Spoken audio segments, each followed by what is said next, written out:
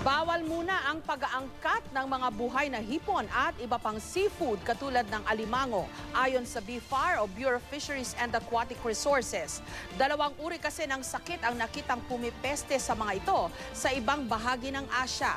Pagtitiyak naman ng BFAR, ligtas kainin ang mga hipon at alimangong itinitinda sa Pilipinas. May report si Susan Enriquez. Bawat muna sa mga pamilihan ng mga imported na hipon, alimango at iba pang crustacean.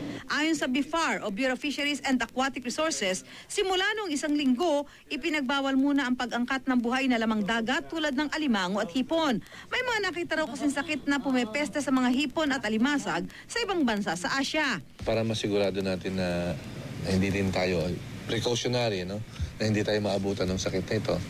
Yun ang pinagbabawal natin. Pagpasok ng broodstock muna at saka lahat ng buhay na hipon at mga kamag-anak ng hipon.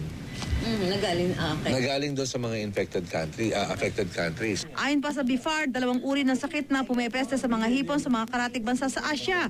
Ang isa ay ang early mortality syndrome kung saan mistulang natutunaw ang hipon kapag umabot ng isang buwan. Ang isa pang virus, infectious myonecrosis ang tawag, kung saan naman namumuti ang buntot ng hipon na tila bilasana. Ang Vanamei na isang klase ng hipon, ang kadalasan daw nadadapuan ng virus na ito.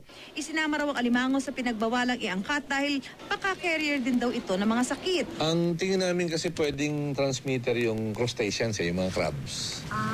Kaya pati yun pinagbawal na. So, malaki na raw ang ibinagsak ng industriya ng hipon sa karatig bansa sa Asya dahil dito. Sabi ng BFAR, ang kadalasang inaangkat dito sa bansa ang Vanamei na hipon. Madali lang daw kasi itong paramihin. Si Alin Celia Banayon, tindera sa Cubao. Nagtitinda ng iba't ibang klase ng hipon. May tinda rin siyang Vanamei pero dito na raw sa bansa ito pinadami at lumaki. Mas madaling parami nito. Ito kasi mga 2 months, 1 month to 2 months, malaki na. Kaya yung mga na may pispal, ito ang gusto nila. Although mas mura to kaysa sa sugpo. Ang sugpo kasi na-export, ito hindi ito na-export. Paglilinaw ng BFAR, ligtas kainin ang mga hipon at alimango na binebenta ngayon sa bansa. Susan Enriquez, GMA News.